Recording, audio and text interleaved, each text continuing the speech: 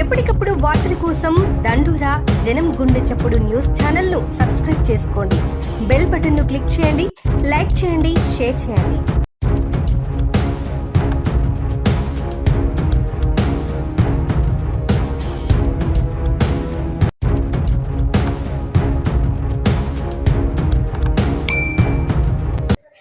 నమస్కారం. దండోరా న్యూస్ ఛానల్కు స్వాగతం.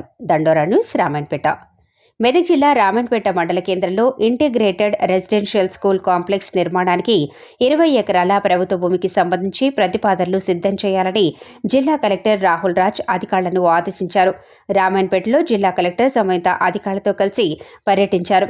ఈ సందర్భంగా కలెక్టర్ మాట్లాడుతూ రాష్ట్ర ప్రభుత్వం ప్రతిష్టాత్మకంగా అన్ని జిల్లాల్లో నియోజకవర్గాల్లో రెసిడెన్షియల్ స్కూల్ కాంప్లెక్స్ నిర్మాణం చేపట్టాలని ఆదేశించిన మేరకు స్థల పరిశీలనలో భాగంగా రావటం జరిగిందని చెప్పారు. రామన్పేట మున్సిపాలిటీలో 3 లొకేషన్లలో స్థల పరిశీలన చేయగా డబుల్ బెడ్రూమ్ ఇళ్ల నిర్మాణం చేపట్టిన నేషనల్ హైవే పక్కన మరొకటి కోమటిపల్లి రోడ్డు దగ్గరలో ఉన్న భూమికి సంబంధించి పరిశీలించినట్లు చెప్పారు. 20 ఎకరాలు అవసరం ఉన్న మేరకు ఎక్కడ అణువుగా ఉంటే ఆ స్థలానికి సంబంధించి సంబంధిత తహసీల్దార్ రజనీ R&B ఈ సర్దార్ సింగ్ ప్రతిపాదన సిద్ధం చేసి అందించాలని అన్నారు.